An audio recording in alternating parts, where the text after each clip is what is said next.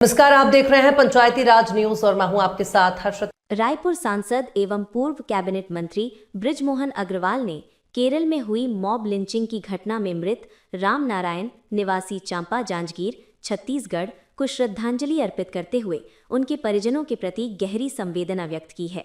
उन्होंने इस जघन्य घटना को मानवता को शर्मसार करने वाला बताते हुए केरल की यूडीएफ सरकार पर कड़ी आलोचना की और दोषियों के विरुद्ध सख्त कार्यवाही की मांग की। सांसद अग्रवाल ने बांग्लादेश में हिंदुओं पर हो रहे अत्याचारों और हत्याओं पर भी गंभीर चिंता और संवेदना व्यक्त की। उन्होंने कहा कि इस विषय पर प्रधानमंत्री नरेंद्र मोदी द्वारा पॉलिटिकल डिप्लोमेसी डायलॉग के माध्यम से बांग्लादेश सरकार पर दबाव बनाया जाना चाहिए तथा आवश्यकता पड़ने पर प्रतिबंधात्मक कार्यवाही भी की जानी चाहिए ताकि वहां अल्पसंख्यकों की सुरक्षा सुनिश्चित हो सके। इसके साथ ही सांसद अग्रवाल ने महाराष्ट्र नगरीय प्रशासन चुनावों में भारतीय जनता पार्टी को मिली बम्पर जीत पर प्रसन्नता व्यक्त करते हुए इसे जनता का भरोसा बताया।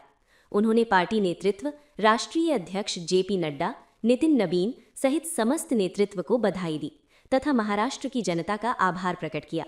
उन्होंने कहा कि ये जीत विकास, सुशासन और राष्ट्रहित की नीतियों पर जनता की मोहर है और भाजपा इसी विश्वास के साथ आगे भी जनसेवा के लिए प्रतिबद्ध रहेगी। सर, केरला में एक छत्तीसगढ़ के व्यक्ति की मौत हुई सर मॉब लिंचिंग में। इस पे वहाँ की सरकार ये बोल रही है कि जो संघ की हेट पॉलिटिक्स है उसके कारण ये हुआ है। देखिए, केरल पूरी तरह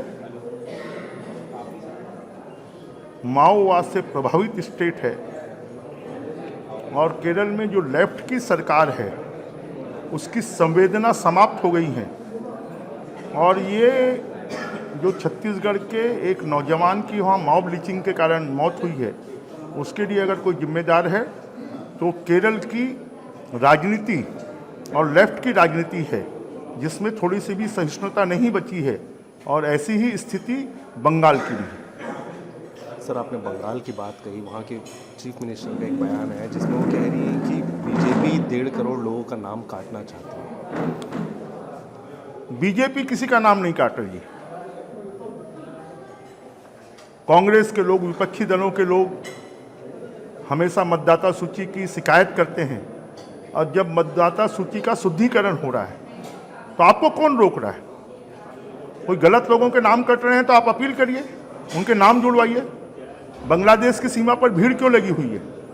घुसपैठियों के दम पर ममता सरकार बनाना चाहती है और जो भारत का नागरिक नहीं है वो भारत का वोटर नहीं हो सकता। महाराष्ट्र के नगरीय निकाय चुनाव में भाजपा नेतृत्व वाली महायुति गठबंधन को जीत मिली है। पीएम मोदी ने भी बहुत आभार जताया जनता का।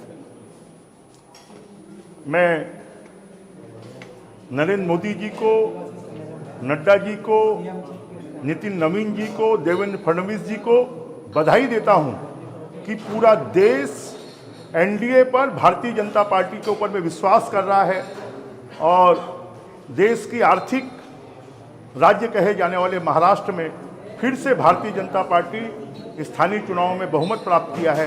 मैं महाराष्ट्र की जनता को भी बधाई देता हूं, धन्यवाद देता हूं और विशेष रूप से वहां के मुख्यमंत्री देवेंद्र फडणवीस जी को बहुत बहुत बधाई। शेख हसीना बांग्लादेश की एक्स प्राइम मिनिस्टर, उन्होंने कहा कि अल्पसंख्यक पर जो अत्याचार हो रहे हैं, वर्तमान जो सरकार है यूनुस की सरकार, मतलब मोहम्मद यूनुस की सरकार, वो रोकने में असमर्थ है और बांग्लादेश धीरे धीरे पाकिस्तान बनता जा रहा है। निश्चित रूप से भारत का विरोध कर वो मानवता का विरोध कर रहे हैं और वहाँ पर रहने वाले भारतीय, वहाँ पर रहने वाले अल्पसंख्यकों के साथ में जिस प्रकार की दुर्भावना और जिस प्रकार का अत्याचार हो रहा है वो दुर्भाग्यजनक है और पूरे विश्व को इसकी निंदा करनी चाहिए और इस पर रोक लगानी चाहिए।